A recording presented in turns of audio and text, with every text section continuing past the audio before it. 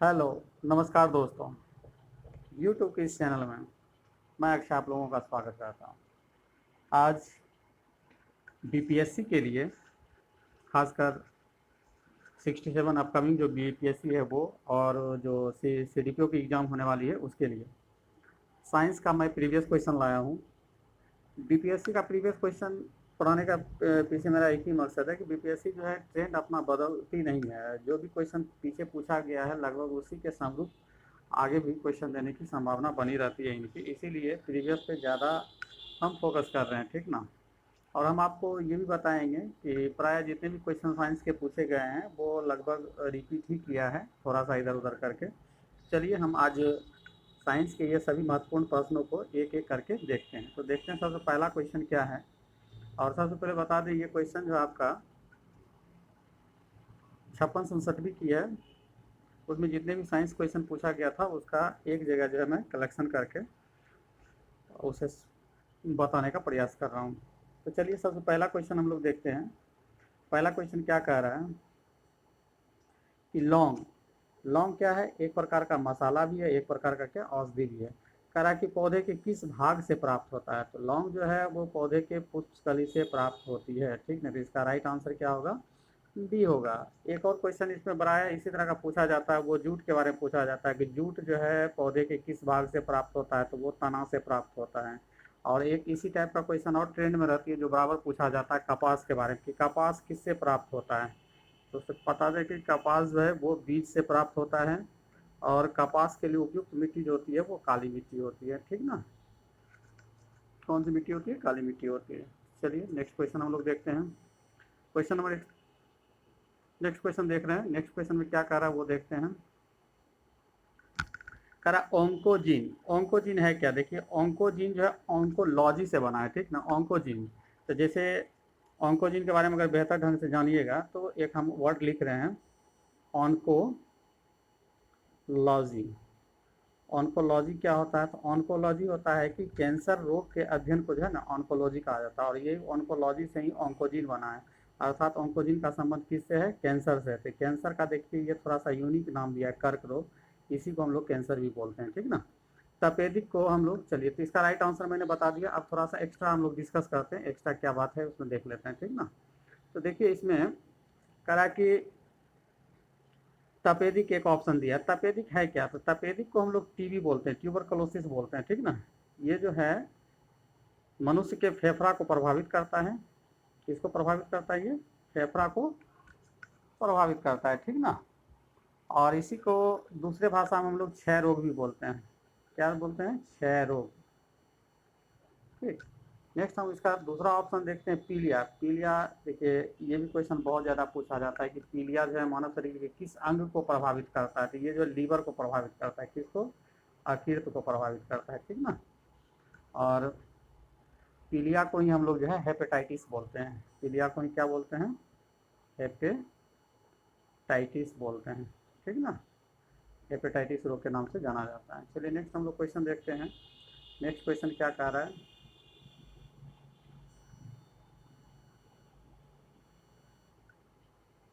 Next question है आपका कि सबसे अधिक क्रियाशील धातु। देखिए ये बहुत ही बेहतरीन क्वेश्चन है। क्वेश्चन बनाने से पहले इसका थोड़ा सा डेप्थ में जाएंगे कि ये क्वेश्चन प्रायः सभी सेट में हमको देखने के लिए मिला है। तो इसमें हम कहेंगे कि एक सीरीज है, आप कोई भी बुक उठाएंगे, चाहे लूसेंट उठाएं या क्रॉन उठाएं या कोई भी बुक आप जनरली साइंस का उठाएंगे, तो उसमें जब आप मेटल में जाइएगा तो मेटल में जो है उसकी अभिक्रियाशीलता का एक श्रेणी दिया है। वो श्रेणी को आप ज़रूर याद करें क्योंकि उसके रिगार्डिंग जो बहुत सारा क्वेश्चन होता है, अगर वो याद हो जाती है तो ये सब क्वेश्चन जो बहुत आसानी से आप बना सकेंगे। तो देखिए वो ऑर्डर क्या बता देते हैं। धातु में सबसे ज़्यादा जो एक्टिव होता है वो पोटेशियम होता है। या आप ये कर सकते हैं, अगर साइंस का थोड़ा बहुत नॉलेज है तो वैसे धातु जिसका शुद्धिकरण जो है विद्युत अपघटन विधि द्वारा किया जाता है वो सबसे ज़्यादा क्या होता है? क्रियाशील होते हैं। तो पोटेशियम हो गया, सोडियम हो गया, उसके बाद जाके कैल्शियम हो गया, उसके बाद मैग्नीशियम। देखिए हम सबका संकेत लिख रहे हैं, ये पोटेशियम है, ये सोडियम है, सी से कैल्शियम होता है, एम से मैग्नीशियम होता है, उसके बाद एल्यूमिनियम। ये देखिए सभी का सभी ये धातु वैसे हैं जिसका शुद्धिकरण हम लोग कैसे करते हैं? विद्युत अपघटन विधि से करते हैं। विद्युत अपघटन विधि से करते हैं।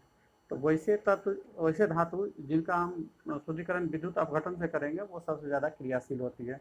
तो उसमें भी एक ऑर्डर है, तो सबसे ज़्यादा उसमें भी सबसे ज़्यादा कौन है? पोटेशियम, उसके बाद कौन है? सोडियम है, उसके बाद कौन है? कैल्शियम है, उसके बाद मैग्नीशियम, उसके बाद क्या है? एल्युमिनियम है। इसके अलावे भी सीरीज है, हम वो भी बता रहे हैं। ठीक इसके नीचे क्या आता है, तो सबसे पहले तो आपको ये ऑर्डर में याद रखना है। उसके बाद देखिए एल्युमिनियम के ठीक नीचे जो आता है वो आपका जिंक आता है। थोड़ा सा मैं इसे, चलिए इधर लिख रहे हैं, देखिएगा ये जिंक जेडन आता है। ठीक, उसके बाद एफी लोहा आता है। ठीक, उसके बाद जो है आपका सीसा आता है जिसको हम लोग पीवी बोलते हैं। ठीक है ना। ये ऑर्डर तो जगह थोड़ा कम है, आपको ऑर्डर में देखिएगा। सबसे पहले पोटेशियम हो गया, सोडियम हो गया, कैल्शियम हो गया, फिर मैग्नीशियम हो गया, उसके बाद एल्युमिनियम हो गया, उसके बाद आपका जिंक हो गया, उसके बाद आपका एफी फेरस लोहा हो गया, उसके बाद पीवी हो गया। ऑर्डर हम बता रहे हैं, दो चार और है उसको हम बता देते हैं। पीवी के ठीक नीचे जो होता है हाइड्रोजन होता है। कौन होता है? हाइड्रोजन होता है, एच। उसके बाद क्या होता है? कॉपर होता है। उसके बाद क्या होता है? कॉपर। उसके बाद एच जी, जिसको हम लोग पारा कहते हैं। एच जी मतलब पारा। और सबसे नीचे जो होता है आपका, नीचे से दो एलिमेंट, वो एक ए जी अर्जेंटीनम है, एक ऑरम आपका सोना है। मतलब सबसे कम अभिक्रियाशील धातु जो होती है वो सोना है। सबसे लास्ट में क्या है? सोना। और सबसे ऊपर में आपका क्या है? पोटेशियम। तो यही ऑर्डर है, तो आप इसको आप फ्रेश कॉपी पे लिख लीजिए। पोटेशियम सबसे पहले है, पहले पोटेशियम हो गया, फिर सोडियम हो गया, फिर कैल्शियम हो गया, फिर मैग्नीशियम हो गया, फिर एल्युमिनियम हो गया, फिर आपका जिंक होता है, फिर आपका एफी लोहा होता है, फिर पीवी आप जिसको सीसा बोलते हैं, फिर आपका ये हाइड्रोजन होता है, फिर आपका कॉपर होता है, उसके बाद ये एच होता है, ये ए जी मतलब चांदी होता है जिसे हम लोग अर्जेंटीनम बोलते हैं, ए यू मतलब ऑरम जिसको हम लोग सोना बोलते हैं। मतलब सबसे हाईली जो हो गया एक्टिव हो गया पोटेशियम, और सबसे लो एक्टिव जो हो गया वो ऑरम सोना हो गया। अब देखिए इसमें आप ये ऑर्डर रहेगा तो आप कभी भी किसी भी क्वेश्चन, आप जैसे मान लेते हैं आपको चार ऑप्शन दे दें, मान लेते हैं कि हम चार ऑप्शन दे रहे हैं आपको, एक हाइड्रोजन दे दिए, एक आपको चांदी दे दिए, उसके बाद एक लोहा दे दिए, एक आपको क्या दे दिए? पारा दे दिया। अब इसमें पूछेंगे सबसे हाईली एक्टिव कौन है, तो अब ऑर्डर जब तक आपको याद नहीं रहेगा तो ये क्वेश्चन आप रट के नहीं बना सकते हैं। ठीक ना। तो सबसे पहले आप क्या करेंगे? इसका ऑर्डर याद कर लेंगे, उसके बाद आप इस क्वेश्चन को बेहतर ढंग से आप टेस्ट कर सकते हैं। ठीक ना। तो चलिए हम इसको अब बनाते हैं। करा कि देखिए सबसे अधिक क्रियाशील धातु कौन सी है, तो सबसे अधिक क्रियाशील, तो आप अगर ऑर्डर को याद रखेंगे तो सबसे पहले ऊपर हमने क्या बताया था? पोटेशियम बताए थे। इसका राइट आंसर क्या होगा? डी होगा। चलिए नेक्स्ट हम लोग चलते हैं 104 नंबर पे।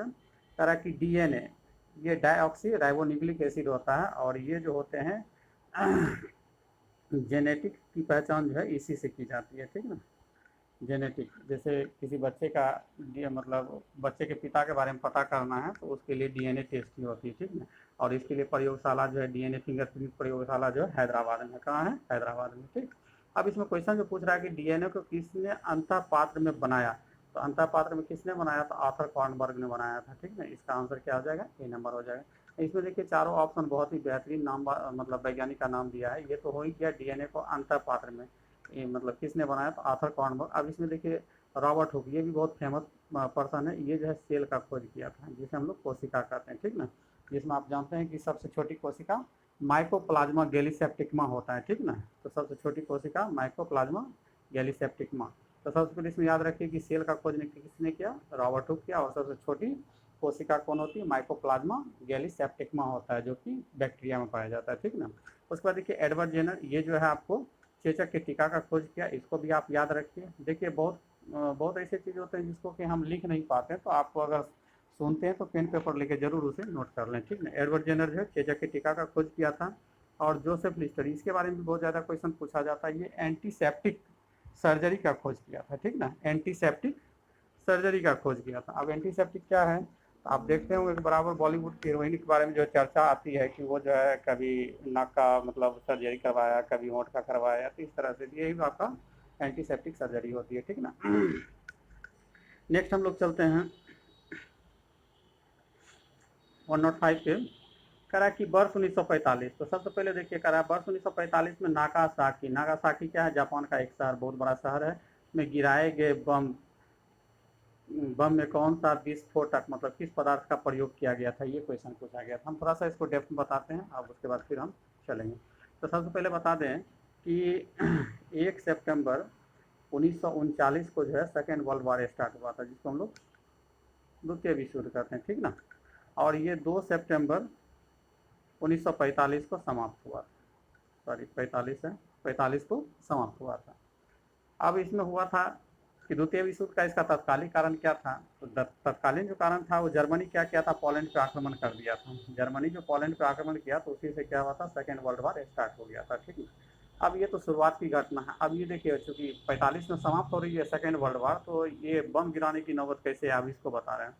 तो देखिए वो तो जापान जो है उस समय बहुत ही मतलब एशिया का सबसे शक्तिशाली देश थी, ठीक ना।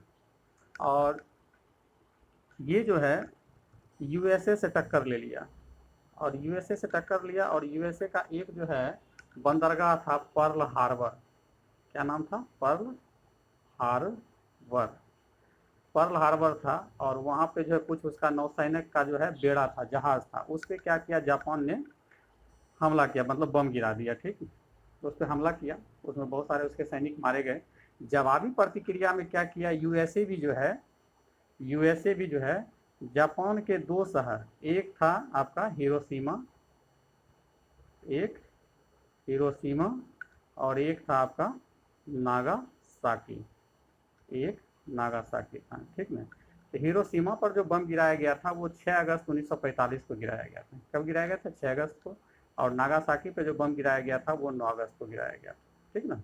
अब देखिए हिरोशिमा से रिलेटेड कितने क्वेश्चन आते हैं। तो सबसे पहले तो इसमें क्वेश्चन बनता है कि हिरोशिमा पर कब बम गिराया गया, डेट एग्जैक्ट याद रखिए, 6 अगस्त 1945। अब किसने गिराया, तो यूएसए ने गिराया। ठीक, अब बम जो गिराया उस बम का नाम क्या था, तो देखिए जो सबसे पहले बम हिरोशिमा पर 6 अगस्त को गिरा था उसको लिटिल मैन कहा गया था। क्या कहा गया था, लिटिल मैन। और ये बम जो बना था लिटिल मैन, ये यूरेनियम 235 से बना था, यूरेनियम 235 से। इसमें 3 क्वेश्चन याद रखना। अब नागासाकी के बारे में बता रहे हैं। नागासाकी पर जो बम गिराया गया था वो 9 अगस्त 1945 को गिराया गया था, और इस पे जो बम गिरा था उसका नाम था फैटमैन, मोटा आदमी, फैटमैन था। और इसमें जो यूज हुआ था वह आपका था प्लूटोनियम 239। तो देखिए ये कहानी थी। अब कहानी को आप दिमाग में एडजस्ट करके रखिए और जिस तरह से क्वेश्चन पूछे उसका जवाब दीजिए। तो यहाँ पे आपसे जो क्वेश्चन पूछा था उसका राइट आंसर जो हो जाएगा आपका प्लूटोनियम हो जाएगा। मतलब नागासाकी पे 9 अगस्त को गिराया गया था, और 9 अगस्त को जो बम गिराया गया था उसका नाम था फैटमैन, और वो किस चीज़ का बना था, प्लूटोनियम 239 से बना था। ठीक ना। चलिए आगे हम लोग चलते हैं। 106 नंबर पे चल रहे हैं। करा कि वैज्ञानिक जिन्होंने सर्वप्रथम खोज की कि पृथ्वी जो है सूर्य के चारों तरफ घूमता है। इसमें भी एक कहानी है, हम बता दें आपको, थोड़ा सा छोटा सा कहानी है कि देखिए एक टाइको ब्रा है, टाइको ब्रे, अब नाम हो सकता है वैज्ञानिक का थोड़ा आगे पीछे हो, ब्रे हमको मालूम है। टाइको ब्रे नामक वैज्ञानिक था एक, शायद ये पोलैंड के थे। और इन्होंने जो है सबसे पहले बताया था कि पृथ्वी जो है केंद्र है, और इसका जो है चारों तरफ से चक्कर लगा रहा है कौन, सूर्य तारा वगैरह सब लगा रहा है। ठीक है। लेकिन कालांतर में जब खोज होने लगी, जब इस पे रिसर्च होने लगा, तो एक वैज्ञानिक कॉपरनिकस महोदय आए और इन्होंने जो है साबित किया कि पृथ्वी के चारों ओर सभी आकाशीय पिंड नहीं घूम के सूर्य जो है केंद्र है, और इसके चारों तरफ ग्रह क्या कर रहे हैं, चक्कर लगा रहे हैं। ठीक ना, जिसमें कि पृथ्वी भी एक ग्रह है मेरा, आकार के अनुसार आपको मालूम होगा 5वां ग्रह है मेरा।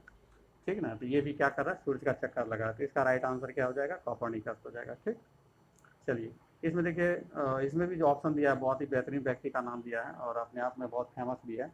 तो चलिए थोड़ा सा हम जिक्र करते हुए चलते हैं। न्यूटन महोदय के बारे में आप जानते होंगे कि न्यूटन महोदय का जो है गति का नियम बहुत ही फेमस हुआ था। इसमें 3 तरह का गति का नियम दिया गया था, पहला गति का नियम, दूसरा गति का नियम और तीसरा गति का नियम। तो पहला गति का नियम क्या कहता है कि किसी भी वस्तु पर जब तक बाह्य बल कार्य नहीं करेगी तब तक वह अपनी स्थिति में परिवर्तन नहीं लाती है। ठीक ना, तो इसी को हम लोग क्या बोलते हैं, प्रथम नियम। दूसरा क्या है, दूसरा नियम से आपको, दूसरा नियम में बताया गया था कि जब किसी पिंड पर कोई बल अटैक करता है तो उसमें जो परिवर्तन होता है वो एक्सीलरेशन के क्या होता है, डायरेक्शन में होता है। मतलब एफ डायरेक्टली प्रोपोर्शनल टू ए होता है, और इसी में एफ बराबर एम ए का खोज किया गया था, जहाँ एफ फोर्स है, एम मास है और ए एक्सीलरेशन है। ठीक ना। और तीसरा में क्या कहा गया था, प्रत्येक क्रिया के बराबर क्या होती है, विपरीत प्रतिक्रिया होती है। ये न्यूटन महोदय का था। और इसी में और इसमें एक छोटा सा और बात बता दें कि न्यूटन गति के प्रथम नियम से जो फोर्स का डेफिनेशन मिला था, बल का परिभाषा मिला था। ठीक, नेक्स्ट हम लोग चलते हैं डाल्टन। डाल्टन महोदय भी बहुत फेमस थे। इन्होंने जो है परमाणु का सिद्धांत दिया था। किसका दिया था, एटम थ्योरी दिया था। ठीक ना। और आइंस्टीन महोदय जो है ये फिजिक्स के वैज्ञानिक थे, और इनका जो है एक फार्मूला जो है ई बराबर एम सी स्क्वायर बहुत फेमस हुआ था, और इसके अलावे जो है सापेक्षता का सिद्धांत दिए थे, ठीक ना। उसके अलावे जो है 1905 ईस्वी में इन्होंने जो है बेहतरीन एक खोज किया, जिसके लिए से 1921 ईस्वी में जो है नोबेल प्राइज भी मिला था, ठीक ना। 1905 में क्या चीज़ का खोज किए थे? प्रकाश विद्युत प्रभाव का खोज किए थे। प्रकाश विद्युत विद्युत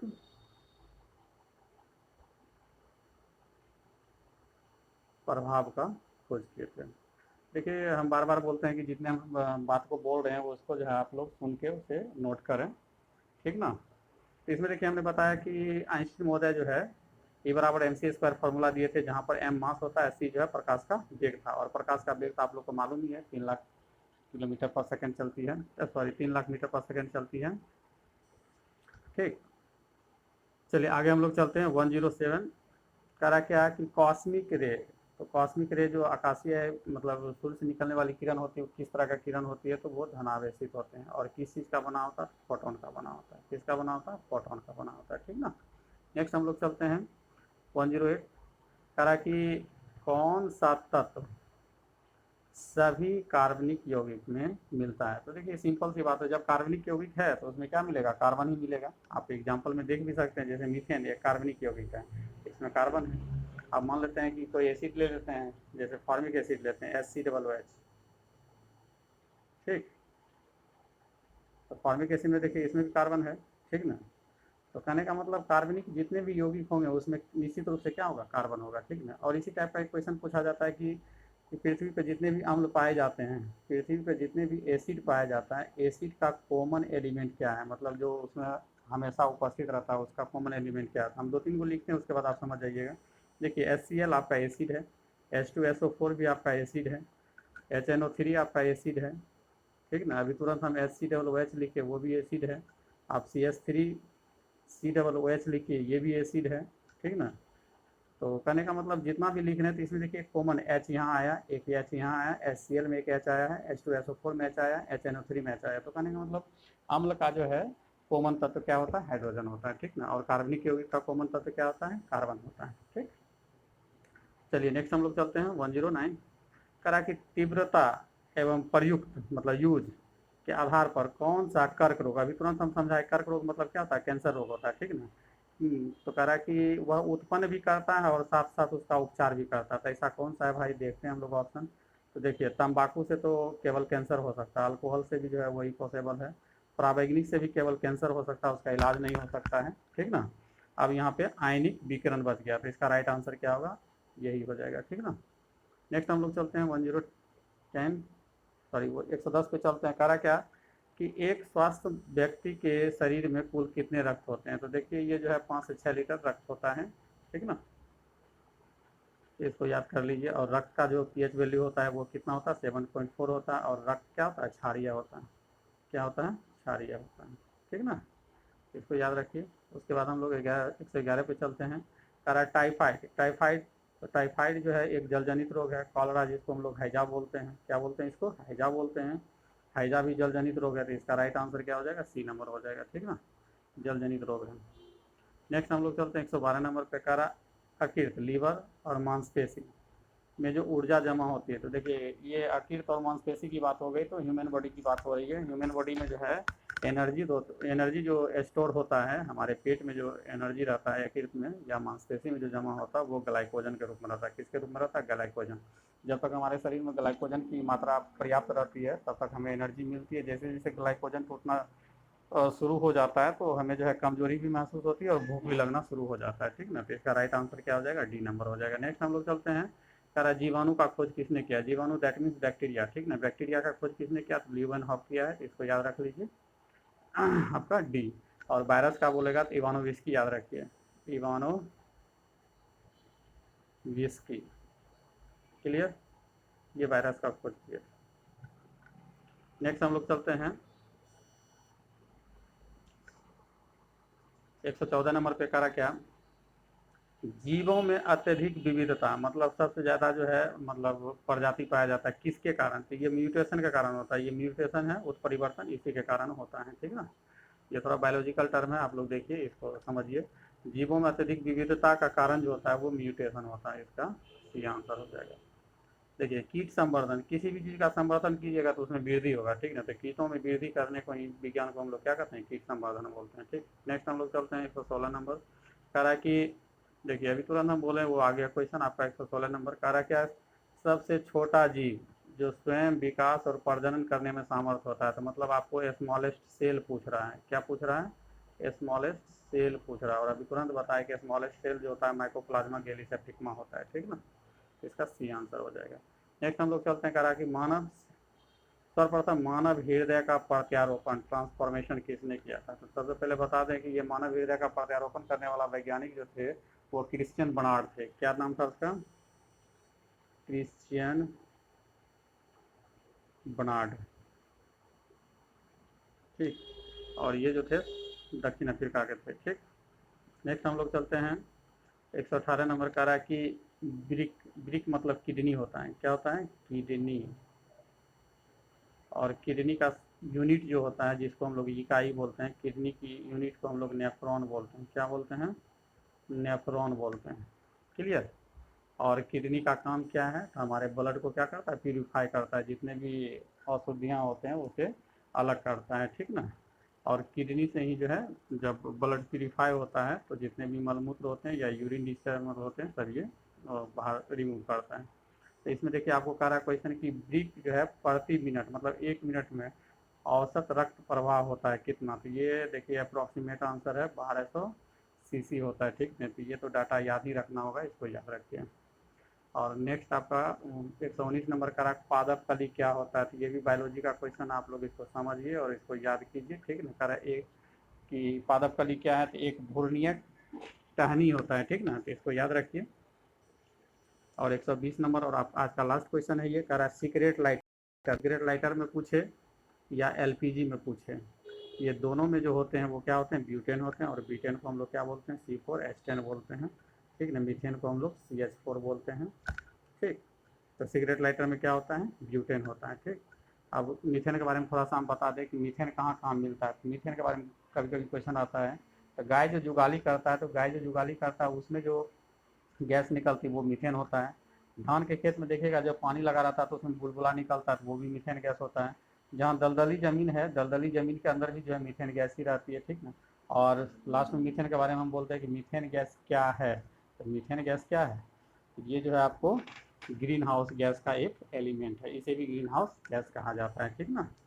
और एक और इसमें देखिए रेडॉन, बहुत ही अच्छा ऑप्शन दिया है। रेडॉन क्या है, तो रेडॉन जो है आपका अक्रिय गैस है, ठीक ना। अक्रिय गैसों की संख्या 6 है, तो उसमें एक रेडॉन भी है। और ये मात्र एक ऐसा रेडॉन है जो सभी अक्रिय गैस जो है वायुमंडल में पाया जाता है, जबकि रेडॉन जो आपको वायुमंडल में नहीं पाया जाता है, ठीक। और ये सबसे भारी आपका अक्रिय गैस भी है, ठीक। तो इसमें इतना ही पॉइंट है, आप इसको याद रखें। चलिए आज के इस टॉपिक में इतना ही, तब तक के लिए धन्यवाद, जय हिंद। फिर मिलते हैं नेक्स्ट टॉपिक में, तब तक के लिए धन्यवाद।